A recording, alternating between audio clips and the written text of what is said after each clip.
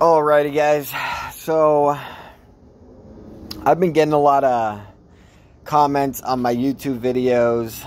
I would say they're negative comments of people that are questioning everything, and in my opinion, if you're questioning the way they are questioning, it just means you haven't watched enough of my videos. But I'm gonna try to answer those questions right now, break it all down for you guys, and we'll go from there. So one of the things that people are saying is, why is dilution a good thing? And I keep pushing that they're going to announce dilution and they're going to show more dilution, and why is it a good thing? So first, let's talk about what causes a stock to drop in price or go up in price. So if we do meet Kevin Bitcoin flash crash. Price is similar to what the broader market is doing. But if Binance US, which according to a person familiar with Binance.us, this is exactly what happened. Binance US did not have enough liquidity to facilitate that kind of sale to prevent a flash crash. And so what do you get? Boom. You get flash crash. Okay, so sold the person. He just explained the end of it, but I think I wanted to be a little bit sooner than that. But basically, he's going to kind of go over an order book and how it works, and how an order book is the only thing that controls the stock price. Well, now what's going to happen is the computers are going to automatically go down what's known as an order book. And they're going to say, okay, we've got somebody who wants to sell at $100 million worth of Bitcoin. Let's sell 5 million of it at 64. Then let's, now we've blown all of our buyers at that price, right? So to get to the next pool of buyers, let's find, oh, look here, we got $5 million worth of buyers who have set limit orders for 60,000. Okay, let's sell 5 million to them. And then you just keep going down the order book, at various different prices, essentially until you've sold the person's entire $100 million position. Now, the only way to prevent the price from flash crashing is if the middle person, in this case Binance US, can come in and say, whoa, whoa, whoa, whoa, this is where we need to come in. Okay, so basically you understand what he's saying right there. Basically, if somebody puts a sell order, somebody's got to be there to buy it. And every stock in the United States of America is being controlled by, whether it's the Federal Reserve, the DTCC, or Citadel. It doesn't really matter. I mean, you can look at them as all one entity because they all work together, but basically they are controlling the stock price of every single stock. Now, what's the opposite of the price going down? So the price is going down in his example because somebody's selling a ton of Bitcoin and there's no buyers to buy at those prices. So the opposite of that, the reason why the price would go up uncontrollably instead of down uncontrollably, is because every single available share has been purchased and nobody is willing to sell them.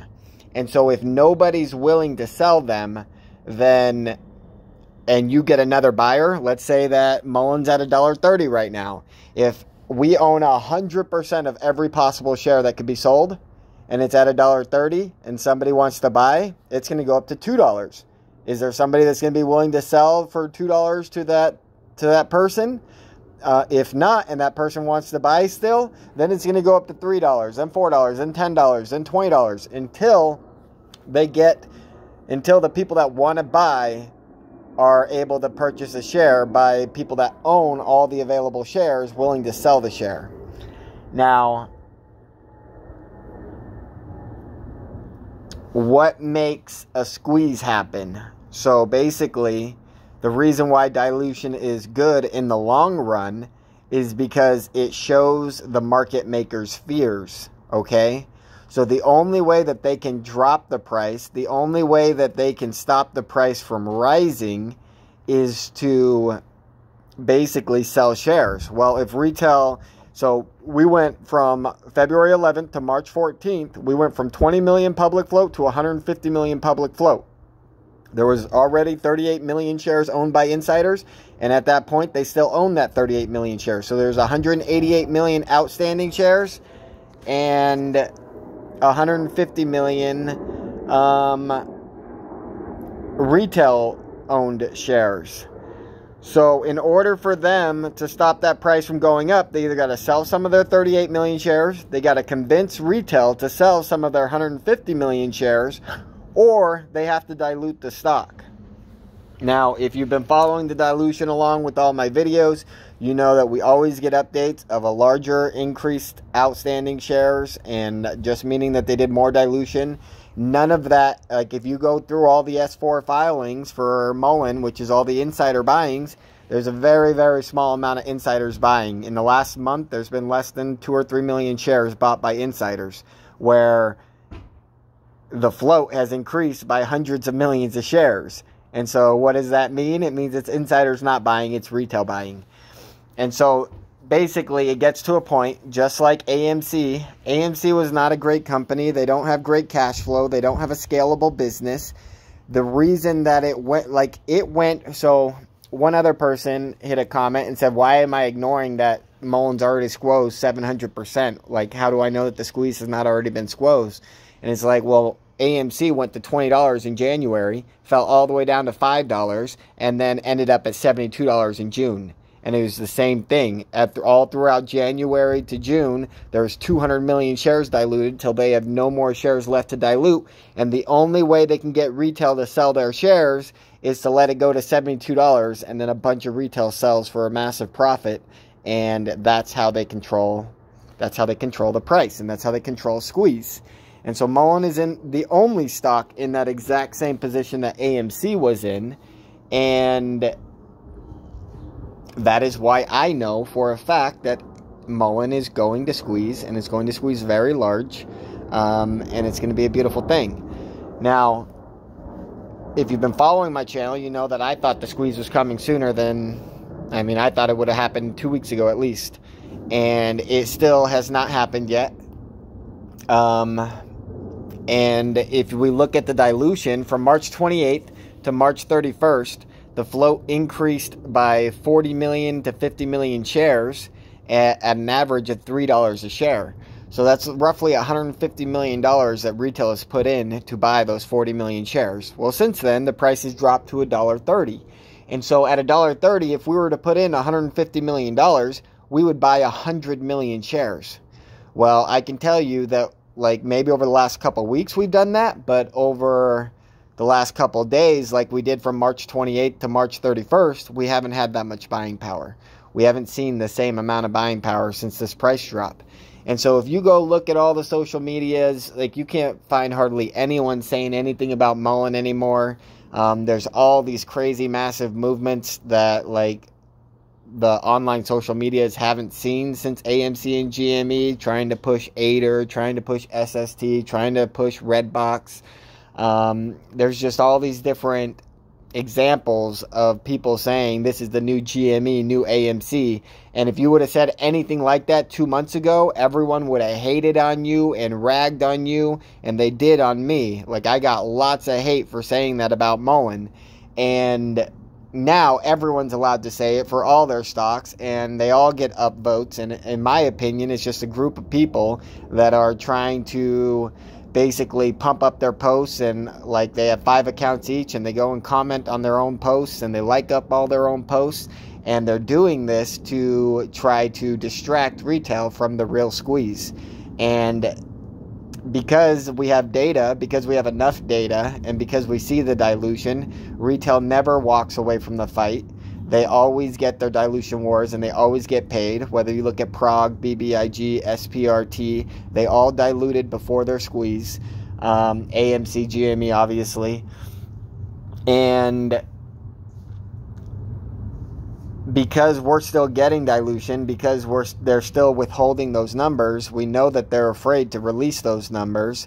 I mean, if they could show that retail hasn't bought anything in the last 30 days, they'd be happy to post that publicly and say, look, like, we haven't diluted any more shares in the last 30 days. But they have diluted more shares, and that's why they're hiding it from you.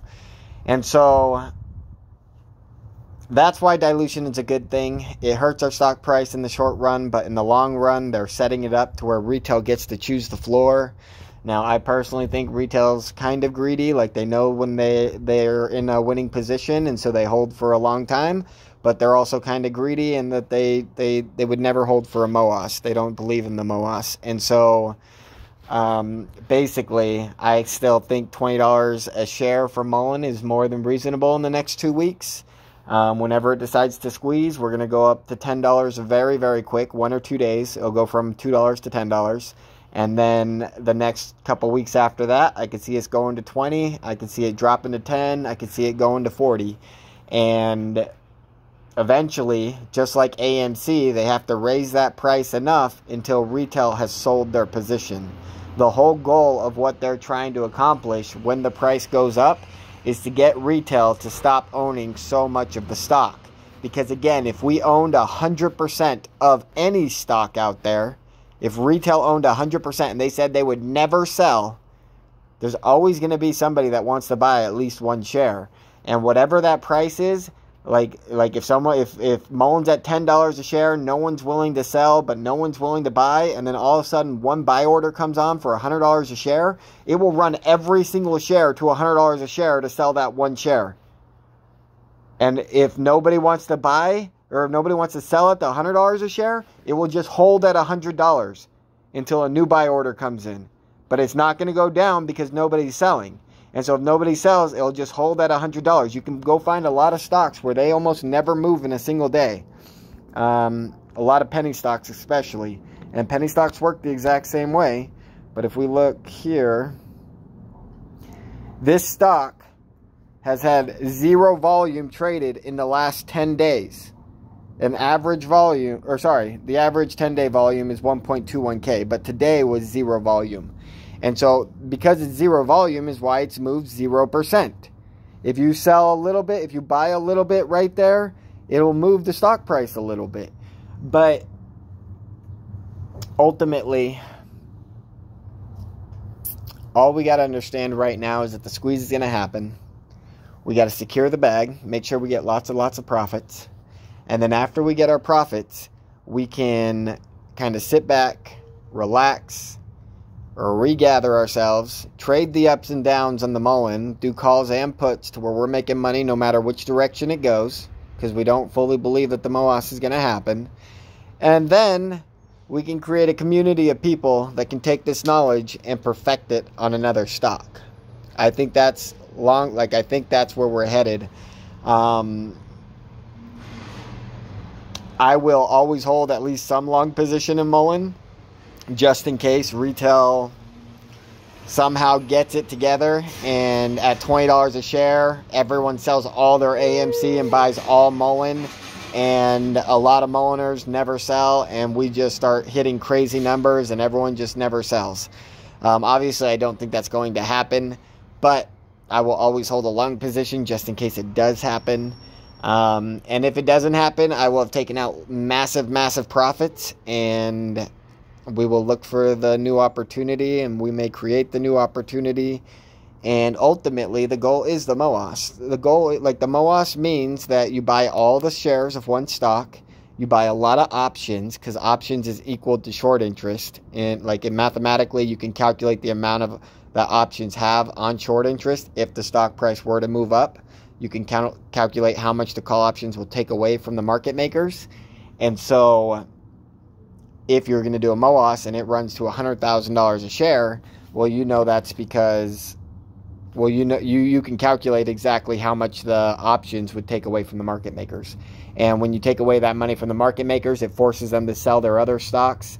And when you force them to sell all their other stocks, then the whole market crashes as one stock goes to the moon. It could only be one stock that ever MOASes. Multiple stocks will not MOAS together. People that have that idea are completely wrong. There's always only one best company to be invested into during a short squeeze time. And right now, that time is muln. I hope that answered a lot of people's questions. It'd be nice to not get hate. It'd be nice to see 100,000 subscribers on my YouTube. And it'd be nice to know that we could actually go and control the markets. Like, this is the greatest WSB channel right here. Like, if all the WSBers subscribed to my YouTube and we all got on the same page of facts that I speak. Like, this isn't opinion. I speak the facts. I speak what is true. And if we all got on the same page, we can make a muln short squeeze happen all in a matter of a week rather than waiting fucking 3 months. Oh, man. I'm telling you, people. If you have not YOLO'd into muln, now is the time. Next time they announce dilution is the last time they announce dilution, and it'll squeeze at the same time. That much the math is certain of.